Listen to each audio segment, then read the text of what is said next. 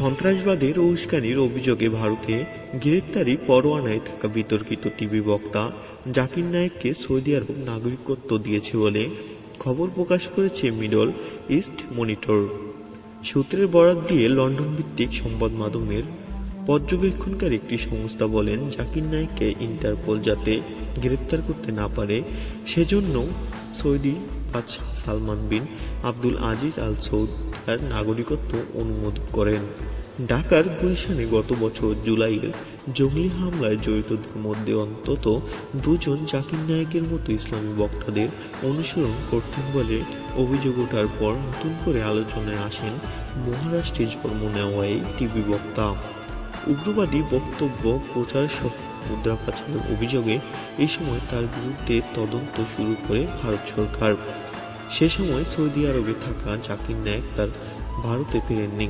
জাকির নায়েকের কিছু ভক্তকে জঙ্গিবাদের প্রতি তার সমর্থন হিসেবে চিহ্নিত করেন অনেকে।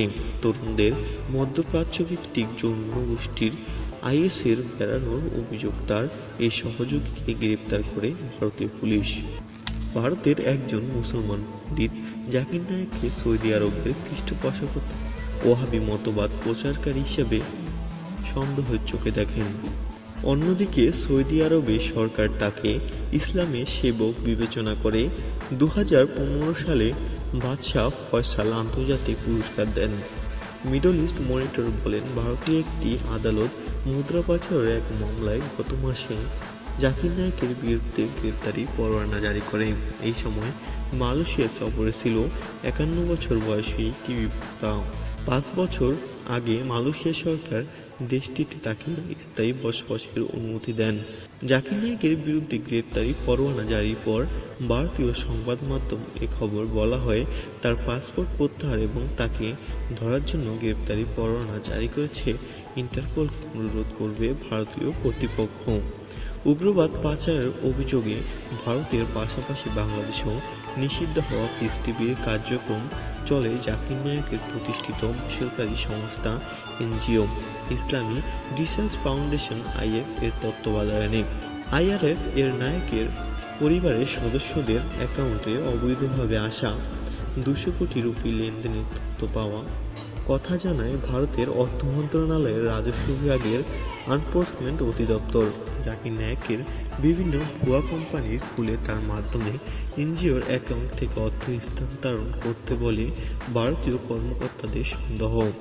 এসব বিষয়ে অনুসন্ধানে উঠে আসার পর গত ডিসেম্বরে তার বিরুদ্ধে মামলা করা হয়। এরপর কয়েক দফা তলবে হাজির না হওয়ায় গত মাসে গ্রেপ্তারি পরোয়ানা জারি করে আদালত। জাকির নায়েকের বিরুদ্ধে উগ্রবাদ পাচারের অভিযোগে এই তদন্ত করতে ভারতের জাতীয় তদন্ত সংস্থা আইএনইউ অভিযোগে আইএনইউর তলবে সাড়া দেননি বিতর্কিত ওই বক্তা। চিকিৎসা শাস্ত্রে লেখাপড়া করা নায়েক বিভিন্ন সময় ইসলাম ধর্ম, জঙ্গিবাদ, জিহাদি নিয়ে বক্তব্যের জন্য বিতর্কিত হয়েছেন, নিষিদ্ধ হয়েছেন বিভিন্ন দেশে। গত বছর উস্কানিমূলক কথাবার্তা বলার অভিযোগে ভারতের কর্ণাটক রাজ্যে তাকে নিষিদ্ধ করা হয়। গুলশানে খুনিদের আগ্রহের বিষয় উঠে আসার পর শুরু হয় নতুন তদন্ত। 1965 সালে মুম্বাইয়ে জন্ম নেওয়া জাকির নায়েকের কিষণ চাঁদ চেলারাম কলেজের পর টেপিওল ন্যাশনাল মেডিকেল কলেজেও মেডিসিন বিষয়ে লেখাপড়া করেন। পরে বিওয়াই নেসার চ্যারিটেবল হাসপাতালে তিনি লেখাপড়া করেন।